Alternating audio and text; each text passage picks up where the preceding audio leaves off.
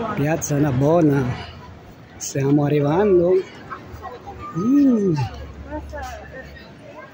Piazza Navona, eccola qua.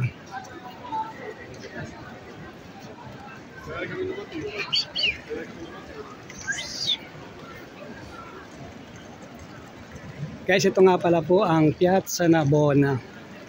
Ito ay isa sa mga dinadayo ng mga turista dito sa Roma. At ito po ay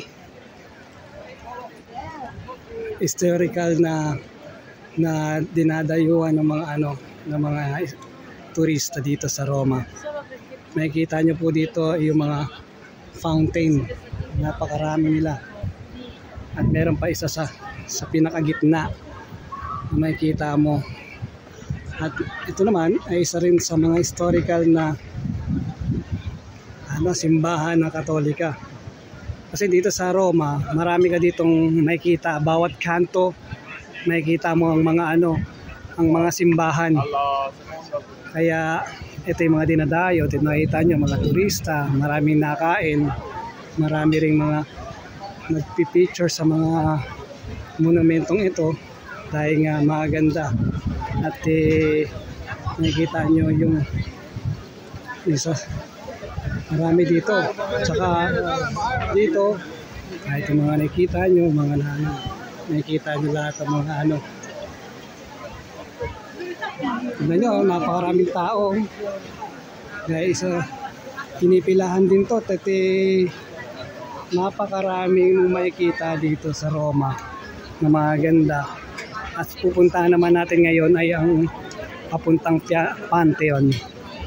Pantheon, papuntang Pantheon. Isa rin dito kung saan yung Pantheon na to ay kung saan inilibing yung hari at reyna ng Italy. Ngayon papunta na tayo dun sa Pantheon, isa rin sa dinadayuhan ng mga turista.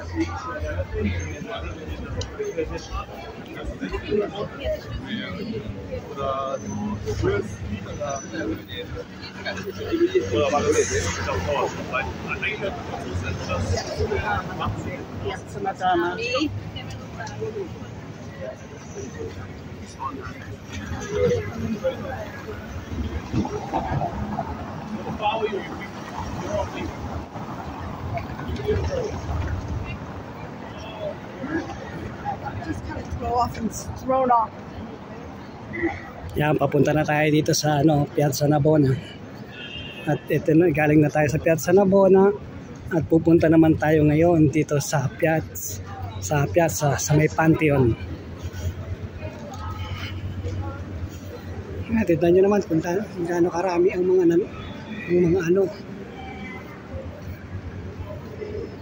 mga nadayo dito. At bawat sulok ng Roma napakaraming tao.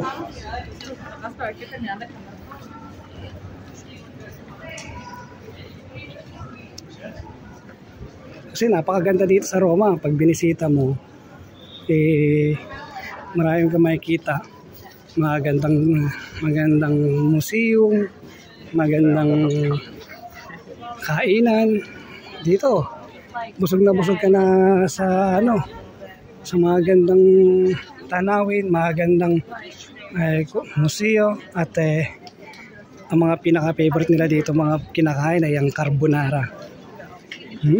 Carbonara po. Marami naman kasi pong mga typical na pasta dito sa Roma na makakain. Pero ang karamihan talaga dito ay ang pasta carbonara. Pasta carbonara ang may dito.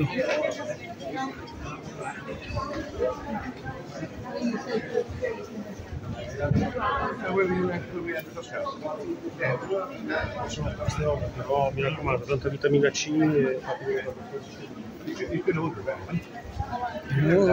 mga nagpipilgrimage.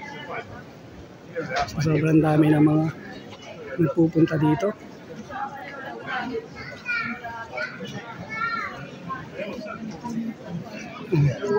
Makikita nyo dito yung mga bilihin, yung mga ganda, yan. Yung gandang bilihin. Yan. Kita nyo? Yan pa. Bukang king, mga gelato. Dami. 왜 그러고 왜 어디들로 끼면 또 뭔가 나와들이 오면 나라에 영향을 Ayun natin, tignan nyo, bawat mga tindahan dito, pinapasok din talaga nila. Hindi maubos-ubos ang mga ano.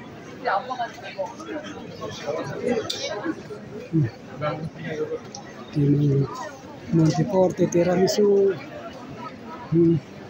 Ito na, malapit na po tayo sa Pantheon. Nakita nyo po. Ito yung kung saan nilibing yung ano, yung king at queen ng Italy.